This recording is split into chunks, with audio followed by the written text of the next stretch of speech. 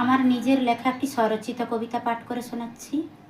কবিতাটির নাম হলো এ কেমন বিচার। ঠাকুর তোমার ওই চরণে জানাই নমস্কার। তোমার কাছে সবার নাকি সমান বিচার। কে বা ধনী, কে বা গরিব, মুচি মেথর ডোম, মরলে নাকি সবার জন্য একই রকম নিয়ম। বড় লোকের লকার ভরা অনেক অনেক সোনা, মরলে কিন্তু বিদায় বেলায় একটাও দেয় না।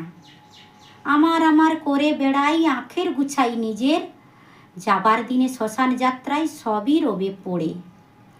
পিতা মাতা, ভগ্নী ভ্রাতা, সন্তান পরিজন, এসব যে শুধুই মায়া, সংসারের বন্ধন। ঠাকুর তোমার এখন খেলা কেমন তরলীলা, মরলে যদি একই নিয়ম, জন্মে কেন তফাৎ। একজনকে বেঁটে বানাও আর একজনকে লম্বা, একজনকে ফর্সা আর অন্যজনকে শ্যামলা। এ কেমন বিচার তোমার, কেমন তরলীলা, জগৎ সংসারে তোমার এত ছলাকলা।